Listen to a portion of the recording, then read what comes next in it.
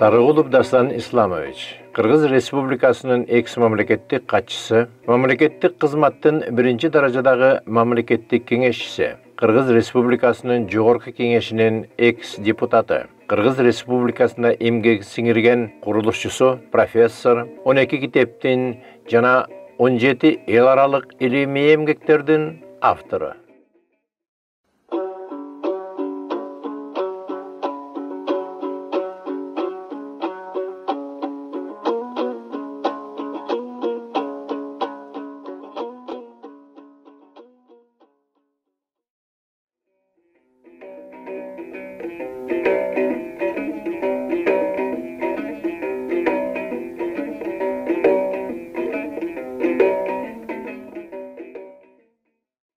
Эми биз ошол өткөндөгү жумадагы айткан кери токтогон жерибизден баштасак, ошону улайлык. Улайлык. Муногу китеп өтө көлөмдүү, салмагы 4,5 килограмм. Бул Рустам Рахманалиев деген тарыхчы, Империя Түрков деген да, түрк элдеринин тарыхы. Берде Чыңгызхан бар, Атилла бар, Тамерлан бар, Осман империя бар. Окумуш жигит алды. Бирок бул илимий китеп. Себеби пайдаланган тарыхый булактардын тизмеси 1700 китептен турат. 32 барак. Бул пайдаланган китеп. Ошон үчүн мундун талашы өтө кыйын да, өтө кыйын. Берде биз бир маалыматты маанилүү айтып кетелик. Чыңгызхан 1227-жылы дүйнөдөн өткөн. Анын ордуна Угедей болгон. 1241-жылы дүйнөдөн өткөн Угедей. Бирок Чыңгызхан мындай жарлык калтырган. Бийликти менин тукумум гана жүргүзөт деген да. Өзүнүн ясасын ошондой. Бирок хан боло турган адамды курултай гана бекитет деп койгон. Мына демократия. Мына айтып атпаймынбы? Кандай болуп ушунча элдерди башкарган? Минтип айткан. Курултай бекитмейинче менин балам дагы кандык милдетти аткара албайт деп койгон да. Көрдүңүзбү? Анан 1241-жылы Угедей дүйнөдөн өтөт да. Анын аялы курултайды улам жылдырат. Себеби өзүнүн баласын бышык кан кылып шайлоо үчүн курултай мүмкүн колдобой коет деп чоочулаган ал. Мүмкүн колдобой коет курултай. Сезген. Билген, ошон үчүн 5 жыл курултайды чоюп отурат дагы. Болсо узурпация кылып койсо болобу? Эndi оңой эле да ал убакта. Бирок 1246-жылы курултай өтөт. Угедейдин Büyük деген баласы хан болуп шайланат. Бирок өмүрү кыска экен, 2 жылдан кийин дүйнөдөн өтүп кетет. Ошондон кийин курултай өтөт. Ал курултайда Мөңкө Тугулдун улуу баласы хан болуп шайланат. 1250-жылы. Эми кай жерде шайланат? Мына жерде жылы көрсөтүлгөн, Рахманалиев. Жери көрсөтүлбөгөн эмес. А мен жерин мына китептен таптым.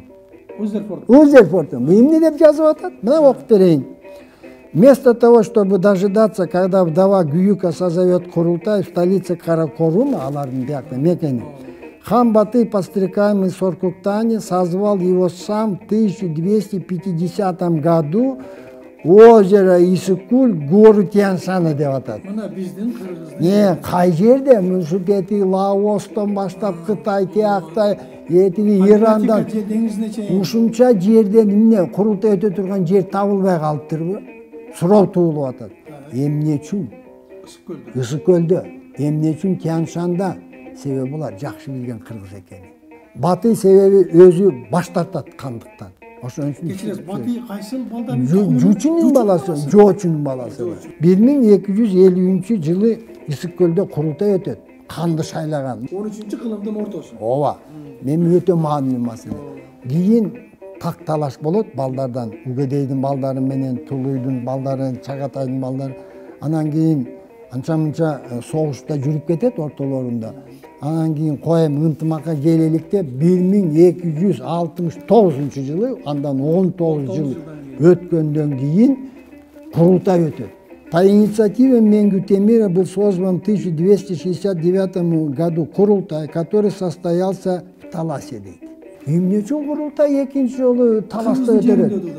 Ата бабаларыбыз Manастын жеринен гана башыбыз кошулуп алса, бөлөк жерде башыбыз кошулбайт, ынтымакка келбейбиз деген мааниде таласта өтүп. Мына жанагы баш кийимдердин баарын мен көрсөтүп бердим. 1250-жылы курултай көлдө өткөн деп атат. 1269-жылы таласта өтүп. Жер табылбай калыптыр монголдор. Ошо канча миллион дедиңиз? 24 миллион. 25 миллион чарчы километр аянты бар. Карачы, ал жанагы Кавказ, Иран, эмне деген жерлер? Ирак, Тарыхый жерлер. Ошондо Самарканд, Алтай, Сибирь, Кытай, Камбоджалар. Корея, Лаос, Камбоджа ушунча жерди башкарган адамдар эмне үчүн эки жолу курултайды таласта өткөрөт? Бул чоң маселе. Эми жообу белгилүү болуп турат да. Эми ушуга тиешелүү бир маалымат, өтө маанилүү маалымат, муну китеп 1785-жылы чыккан. Муну жазган капитан Андреев. Бул аскер адамы болгон. Кичүү жүз падышалык Россиянын курамына киргенден кийин ошо жерде аскер кызматын өтөгөн. Албетте кызыккан. Бул кандай эл? Тарыхы кандай? Булар менен кандай мамиле жүргүзүш керек деп муну китепти жазган. Ушул китепте мынтип жазып атат. Муну ошол Андреев жазган. В старинной истории нашел я, что Чингисхан прогнан был по ненависти своих братьев Будунчара, Каинчара, Салчута. Чингисхан при этом взял с собой 3 человек, ушел в Черную гору, Каратоого, к казакам деп турат да берди, наказав своей матери, если будут его искать, чтобы его там искали. Деп атат да, кыргыздардан табасың. Берден шилтеме.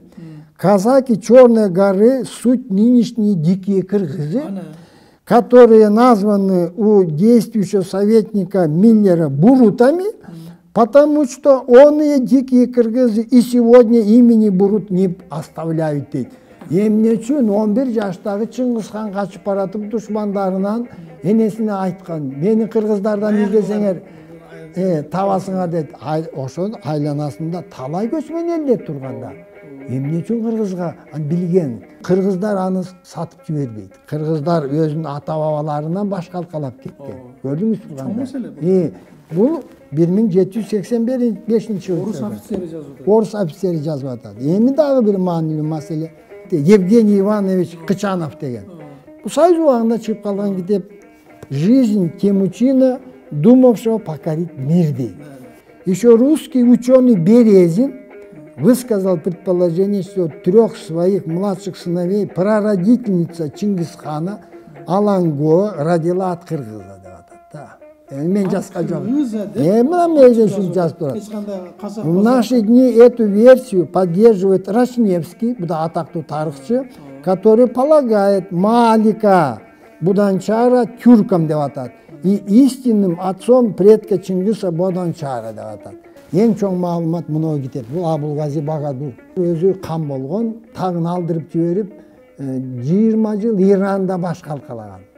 20 жыл эрмек кылып, ошол китепканаларда тарыхый маалыматтардын баарын казып чыккан. Бул киши монгол тилин билген, перс тилин билген, монгол тилин баарын билип, ошол арабча окуган, өтө сабаттуу падыша болгондор. Араб тилинде. Бул киши мынтип атат, родословное древо тюрков дейт. Берде өтө маанилүү, мунугу Түмөн хандан. Ма берде мынтип жазып атпайбы? Түмөн хан был прекрасный великий государь. В числе 9 его сыновей было 2 сына-близнецы, Кабул, Хажул дейт. Эгиз болгон экен дейт. Түмөн хандын 9 эркек баласы болуптур. Хаджул, от него Иримчи Барлас, все Барласы его потомки. Аксак Тимур произошел из этого рода. Барлас значит воевода, военачальник, сераскер, то есть человек, предводительствующий войском. Аскери башчы экен да, Барластан кеткендей. Кабул хан, от него произошел Чингисхан, а Кабул хан, от него Бартан Батыр, от него Есугей, Есугейден Чингисхан. Жазып турат берди. Акталаадагы карыялардан, чекир саяктардан сураса, алардын баары түпкү атабыз биз Едигейденбиз. Ноот акын, Ноот акындан Агыман, Агымандан Куттуккыя, Куттуккыядан Едигей, биз Едигейден тараганбыз деп Абрамзан жазып атат. Эми чекер саяктар кыргыз да туурабы я? Ал эми тиги Тун уулунан тарадык деп атат, туурабы? А бу жерде 9 баласынын аты кандай? Жантай. Мына бу жерде Кабыл Кажул, кандай Тамирлан. А Тамирлан өзү эмне деп жазып атат? Тамирлан өзүнүн китебинде автобиография Тамирлана. Бу жерде Тамирлан бул китепте ал өзү сабатсыз болгон, бирок өтө билимдүү болгон. Однажды отец сказал мне: выслушай и запомни те наставления, которые я тебе дам. Первое. Почитай и не забывай своих предков. Помни, что ты Тимур, сын Тарагая, Тарагай сын Баргуля, Баргул сын Илингыза, Илингыз сын Багадура, Багадур сын Анжал Нойона, Анжал Нойон сын Сүйүнчү, Сүйүнчү сын Ырдамчы Барласа, Ырдамчы Барлас сын Кажула Багадура. Кажул Багадур сын Түмөнхана деп атат. Багда келип Түмөнгө келип атат. Мен бул Түмөнхан Экендиги далилденип атат. далилденип атат. Эми бу жерде бул эми Тамирлан өзү айтып атат. Өзү айтып атат. Бул эми Улукбек айтып атабы баласына? Жок, бул Тимурга атасы айткан экен. Аны мынау Тимур кайталап атат. Сен унутма мынау деп атат. Көрдүңүзбү? Из наших дедов такой-то там мындай деп атат. Завещаю тебе, Тимур, поступай всегда во всем по примеру отцов, дедов, а потомство сыйлап жүр ата бабаларың арбагын унутпа, ыйык тут деп атат да. Бул Тимурлан өзү жазып кеткен. Мына китеп. Муну кыргыздар чыгарган эмес. Москвада чыккан китеп. Демек, ушунун баарын жыйынтыктап туруп айтсак, белгиле биздин бабаларыбыз эмне үчүн ушундай ийгиликтерге жеткен. Мына китеп кыргыздар. 10 том. Салморбек Табышалиев, тарыхчы, академик, университеттин ректору. Мына бул киши илгери жазган экен. Эмне деп жазып атат? Средневековая Киргизия славилась продуктами сельскохозяйственного и горно-рудного промысла. Были в Пританчане и центре работорговли. Кулдарды да сатчыкен. Эми айтып атат. Особенно славились красотой в Иране, Ираке, Таласке, Тюрчанке дейт. Эми кыргыз деп жаза албайт, ал убактанда башын алып тастайт эле да. Юноша, взятый в плен в долине реки Талас, был продан на рынке рабов в городе Пишапур, Иран. Однако он проявил столь выдающиеся воинские и политические способности, что сделал карьеру от гуляма, раба-воина, до эмира Газны, Афганистан. Здесь он основал отдельное государство и новую династию, грозных газневидов. Конец 10-го, середина 11 века, Чингисхандан мурда. Конечно, не всем рабам так повезло, дейт да, бирок бул Талас жеринен кулдукка туткунга түшүп кеткен жигит кул аскер болуп жүрүп, кийин империя түстү деп атат. Император болуп атат. Газневидти. Баягы Бейбарстын тарыхына окшошуп атат, Окшош. Бейбарс андан кийин болгон. Бейбарс кулдукка кеткен. Бул Кыпчак элинен чыккан. Ал туткундалган, анан кулдук базарында сатылган, анан кийин ошол жоокер болуп, жан сакчы болуп жүрүп, Египет султаны болгон. Эң кызыгы, Иранды биздин бабаларыбыз жетектегенде Хулагунун урпактары. Алар кол салган Египетке. Ал убакта Бейбарс султан болгон. Тарыхта биринчи жолу монгол аскерлери жеңилген Бейбарстан. Бейбарстан жеңилген. Кетбука, белгилүү Кетбука. Туткундалып, ошондо башы алынган. Кетбука. Ошол кол салууда туткундалып, колго түшүп калып, башын алган. Кетбуканын башын алган. Кетбука өзү Найман элинен чыккан. Анан жанагы Кетбука деген комуз күйсү бар го. Жучунун дүйнөдөн өткөнүн Кетбука Чыңгызханга комуз менен угусканда. Көрдүңүзбү? Алтын боолу ак шумкар алтын боосун тытыптыр, айга карай сызыптыр.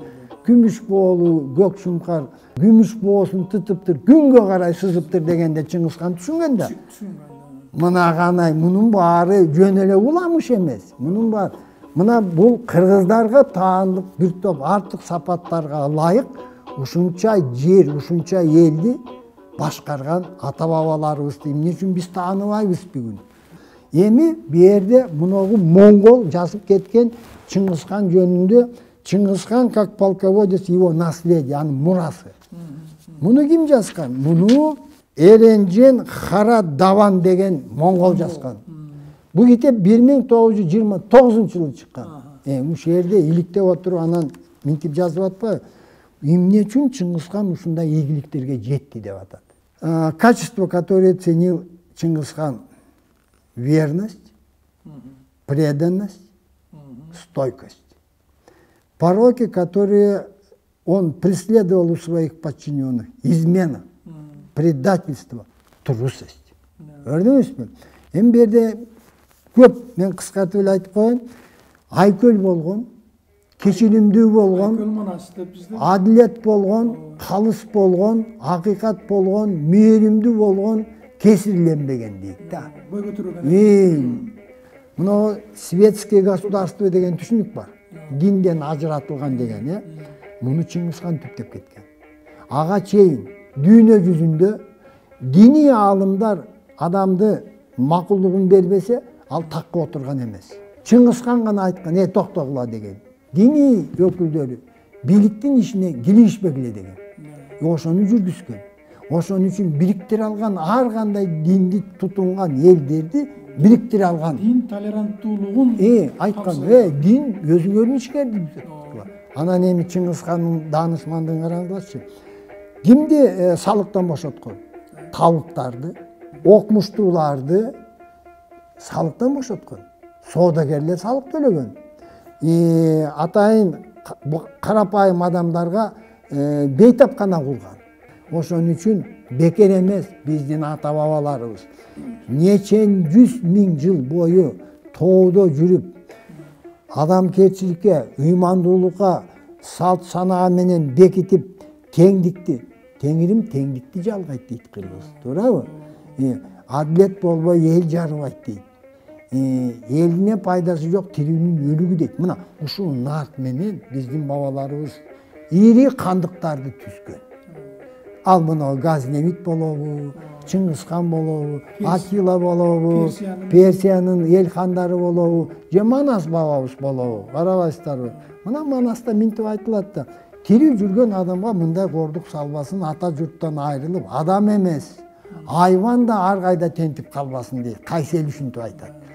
Мына кандай нарт менен жашаган. Же болбосо мына Жакып баланы кеч көрөт да, билесиз да. Ошондо айтып атпайбы өкүнүп, жаш кезимден мал жыйдым дейт. Бала менен ишим жок, өмүрүм менин чала экен, дүйнөсү бала экен. Артыңдан туяк калбаса, дүйнөсү курусун, бузулуп калган кала экен деп. Туяк деп кимди айтат? Элге кызмат кылып, элдин алкышына жетип, элдин батасын алып, көзү өтсө дагы, сөзү элде калган адамды туяк дейт да. Эгемендүү орун чейрек кылым, туяк деп кимди айтабыз? Ким туяк болду?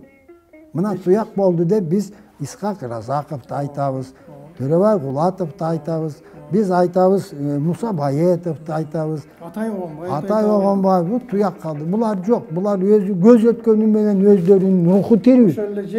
Жеңи жок Арстанбек. Туурабы? Мына туяк калды. А эми эгемендүү орунда кайсы туяк калды? Туш келди урунуп атабыз да. Бир туруп Азиядан, Швейцарияны, Малайзияны, бирдеке айланан кыргыз болуш керек. Эң биринчи кыргыз болуш керек. А кыргыз болуш үчүн кыргыздын тилин, кыргыздын артын, салтын, кыргыздын тарыхын билиш керек да. Тарыхын билиш керек да. Урматтуу элим мушкоздору, биз ошо кыргыз тарыхы, кыргыз таанымы боюнча дагы бир блок наяна чыктык. Биздин маектешибиз Дастан Сарыбулов болуп жатат. Бул маегибизди эмки берүүдө дагы улантмакчыбыз. Эфирден жолукканча саламатта болуңуздар.